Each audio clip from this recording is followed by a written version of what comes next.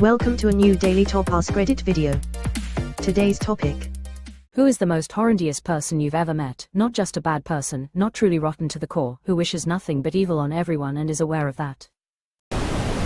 Early in my career, I had a boss who regularly threatened the sales staff, and when he berated and humiliated them in his office, he would sometimes open his side desk drawer to reveal a pistol. I was an assistant to the salesman, so I was only a witness. I knew I had to get out of that place the morning I came in to find one of my co-workers sobbing at his desk. This was a large, middle-aged man. He had just had one of the gun exposure experiences, but knew he couldn't afford to leave the company. He needed his health insurance benefits because his wife of 30 years, a wonderful woman he loved deeply, was dying of cancer, and our boss knew this. I feel like these incidents should be reported to the Labor Bureau or something at the very least. Fuck that. Go straight to the cops. That's brandishing a weapon. Screw the doll. I'm going to a lawyer and getting a fat fucking paycheck. George Holmes of Lebanon, Mo. After my ex and I split up several years ago, she started dating this guy for a while. There were some things that just seemed off with the guy, and it became clear after talking to some common acquaintances that he was a pathological liar and he had nearly been indicted for child abuse while at Camp Pendleton years prior. My ex and I split custody 50-50 with our daughter, who was 4 at the time. I was really concerned about her being around George and I let my ex know about my concerns, but George had her completely snowed. I eventually had a face-to-face argument with George and told him to stop staying overnight while my daughter was with my ex, and he came unglued, screaming and acting like a psycho. He didn't swing though. Eventually, my ex started to see through the cracks in his lies, and I think she knew there was eventually going to be some real trouble between George and I, and she finally broke off the relationship with George. About a year later he was arrested for torturing a 3-year-old boy. The boy was found motionless with his eyes swollen shut, fractured arms and legs, and apparently had been locked in a closet where mice and rats had been biting him. The 3-year-old boy was in the ICU for a few weeks, but survived. George is a vile scumbag. I've never met anyone that gave me the willies like that. He got sentenced to 45 years in prison. https://www.kai3.com/2023/04/03/leclede-county-man-charged-with-child-with-serious-injuries/. He got sentenced to 45 years in prison. Nice. I can't stand the stories where they get away with it. Nice. I can't stand the stories where they get away with it. I'm a foster parent. We've only had a handful of cases in our home, but the amount of times that they do get custody back, or get a 4th, 5th, 6th chance is heartbreaking. The foster system isn't really for the kids. It's for the parents. It gives them so much leeway and ability to wiggle around laws and requirements that the bare minimum will get their kids back with them, just to be abused again. I can't imagine the horrors that my caseworker has to deal with when I only know about the cases that we have worked with them. I once dealt with a man in a professional setting who appears to have killed his wife and kids to keep them from testifying against him in a misdemeanor domestic violence prosecution. I don't understand people with that logic. I don't want to be convicted of a misdemeanor or lesser felony, so I'll commit a crime that'll lock me up for life. Quote, people who commit random acts of violence don't have logic. They have zero coping mechanisms. The entire thought process is anger to reaction. That's it. That's all they work on. Former cop and advocate. That's not how criminals think. I was assaulted as an intern. The following day, everybody in our department was laid off and everyone except me was reinstated immediately. So, on paper, it doesn't look like I was fired for reporting the assault. For him, there is no case if there are no witnesses on paper. Former friend. He was so good at hiding how abysmal of a human being he was for years. He has over 100 Facebook accounts and will catfish people with them for fun. He sometimes clones people's Facebook profile completely, and messages dirty stuff between this fake profile and one of his other profiles, screenshots it, deleted the clone profile and messages them to that person's significant other. The amount of relationships he's ruined doing this is ridiculous, and he just does it for revenge over the smallest things. He's also ridiculously good at Photoshop to the point where you can't even tell it's Photoshop. He one time got jealous of a girl he went to school with for getting promoted at her job, so he took one of her old profile pics, photoshopped her cigarette into a crack pipe and sent it to her boss, and she ended up getting drug tested, failed for weed, but it still got him the result he wanted.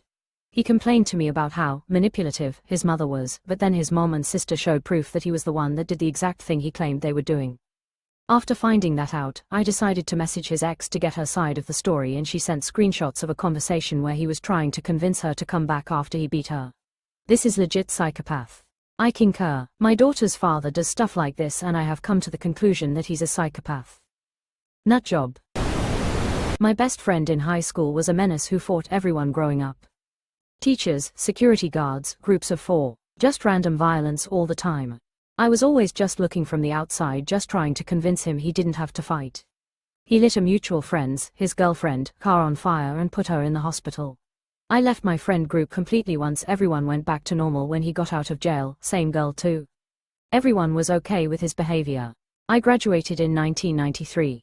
Left the friend group completely by 1999. He laid in wait and murdered his then current girlfriend by strangling and beating in 2016. Everyone was okay with his behavior, including the girl whose car he burned and also sent her to the hospital. Okay, hear me out, he's evil, but everyone else on that group wasn't so far away from the abyss either. I'm willing to say this is enabling behavior. Definite enabling. I can't believe he wasn't in prison. I was really young in 1993, and I know things were different then, but I can't believe all that would have just gotten a pass. Congratulations on walking away. I'm a former cop and advocate. It is so common for people to just shrug bullshit like this off. I mostly deal with CSA, and it's outrageous how many survivors' families just keep inviting the predatory person and expecting her victims to show up for family functions like it's all cool. They are just as horrible for being complicit. How can an adult even think to not protect a child? My mom was a drunk and didn't give a fuck about me. His parents were ultra-Christian, so you know God commands you to forgive. It was a very small country school. I was a very good basketball and football player. If it would have been during the season, they probably wouldn't even have suspended me. I went to prison twice for almost 5 years. I got arrested 2 days after me and my wife got married. I wasn't as violent after I got out of prison the second time. But I was a 2-time felon. I did sell drugs for a while. And then when my wife was ready to have kids, I gave everything up, because I refused to let my kids grow up like me. I still feel like a scumbag. I just try to put as much light and happiness in the world as I can to try and make it for it. My old boss who used to smile while firing single moms, then post grindset quotes about success. Man thought empathy was a liability. Psychopaths apparently make the best CEOs. It's a pity there isn't a filter to check for such things. It's actually been found that, while psychopaths are overrepresented amongst CEOs, they tend to be less successful. The traits that make psychopaths good at acquiring leadership positions, unscrupulousness, manipulativeness, risk-taking behavior, are also traits that tend to make them quite bad at doing the actual job. It's the same story with police officers. A contractor that killed his wife and set their house on fire to try to hide it. Had 2 little kids at the time, they were unharmed. Tough part was I also knew his wife's father, worked with him for years. He came by the day before the murder to ask his father-in-law for advice on how to handle their problems. Older guy beat himself up every day for telling his son-in-law to go back and work things out. That poor man. I hope he was somehow able to find some peace. In an inpatient psych hospital where I was the exec MGR, not a medical practitioner, was a young woman of 18 who had been institutionalized from the age of 13 for having created the conditions that directly led to the death of her step-parents and adopted sister. She seemed like a troubled teen any of us would know in society. Except she started a fire on the ward, tried to run away, and sold sex to others in the facility. Because she had threatened me personally, the court informed me of her death 11 years after I left that job. I felt sad, super curious what created conditions means. I didn't have the need to know. As a juvenile, her court records were probably sealed, and as a healthcare facility we would never share if we knew. She was quite the good firebug, and I only venture this guess because she is no longer able to be harmed by things I say. I'm just imagining reverse feng shui. For example, starting a fire that led to someone dying in a home. The man that murdered my sister and fled to Mexico for 22 years after. Once he was arrested and brought back for trial, people started telling us stories of him his own daughter. He apparently practiced Santeria. He shot my sister in the head and left her body in a stairwell to be found days later. I hope this man rots. I am so sorry. Heartbreak, how traumatizing. First time I met my wife's cousin, he was late to his grandmother's funeral. Once the funeral was over, he went to the bathroom instead of his pallbearer duties. He then proceeded to tell me, in front of my wife, then girlfriend, and his 2 teenage daughters, to just buy her a ring. But don't marry her. All women are money-hungry bitches. When my wife died unexpectedly, he told my father-in-law that she was a crackhead, and this is my Phil's karma for a legal dispute they were having. He also sent a sod company out to my Phil's land to steal his grass, to pay his attorney so he continued to sue my Phil. He's shit made human. An animated stack of fecal matter. A shit golem, if you will. I've honestly never met a more despicable person in real life. Nothing redeeming about him at all. Not one single thing. My grandparents on my mother's side never had a kind word to say to anyone. They blamed it on the Great Depression. I blame it on the Southern comfort. My grandmother lived under occupied France, and she is one of the kindest persons I know. She was happy when the Berlin Wall fell, because long-time separated families would be reunited. My ex-mill. She hid behind Christianity and having been saved. She actually thought being my mill gave her authority over our marriage, like we were some wayward kids and not full adults.